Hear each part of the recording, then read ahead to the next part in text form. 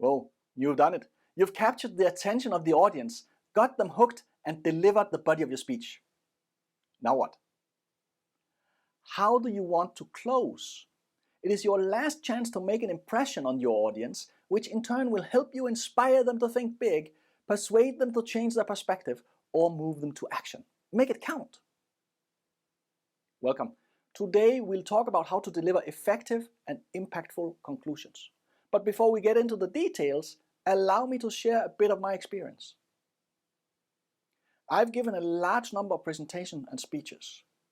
And whenever I'm giving a speech, I'm really aware of how the closing will work and always thinking about how I can get the audience to remember my speech and act on my call to action.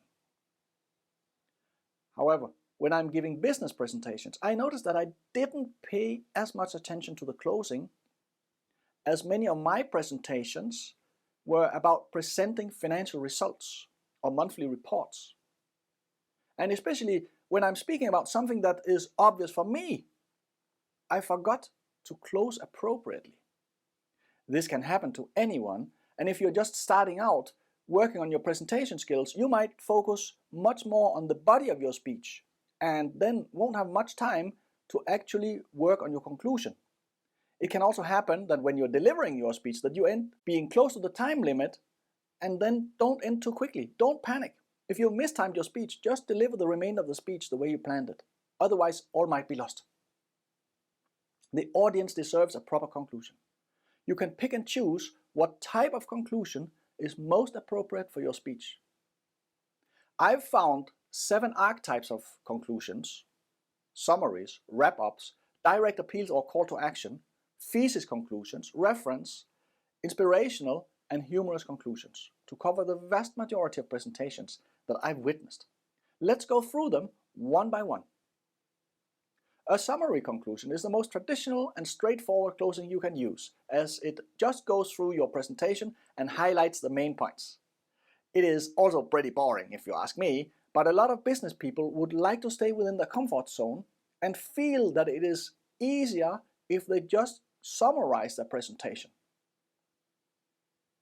A wrap-up conclusion might sound like a summary conclusion, but it is where the speaker closes a loop, so to speak, and brings everything together by referring at the end to what he started out with. Then we get to the direct appeal or call to action, as I would like to call it. This is a closing that fits well with a persuasive speech. You want the audience to take action, so ask them to do something. The thesis conclusion is a summary of the thesis and the main points of the speech. I give an example here, otherwise this one could be difficult to understand and be too close to a summary conclusion. In summary, this study highlights the impact of climate change on coastal ecosystems, urging immediate global action for conservation and sustainability. The developed predictive models offer vital tools for informed decision making. Let's protect our planet's biodiversity for future generations. The reference conclusion is the same as the reference opening. You refer to something that the audience will be easily able to relate to. And then there is the inspirational conclusions, and they are often used in inspirational or motivational presentations, where the purpose is to ask the audience to change a habit or go through some difficult time together. It's often a moving anecdote or a poem or a quotation. Humorous conclusions are useful when you want the audience to remember the speech as lighthearted and funny. You end with a story or an anecdote. And make sure you do not end your speech with any of these examples. That's it. Thank you for having me. Feel free to email or call me with questions. Or, that's all I have for today. To conclude, you focus on making all your preparation and speaking efforts pay off. The conclusion is what you leave the audience with, so make it count, make it valuable, and make it yours. And await the applause.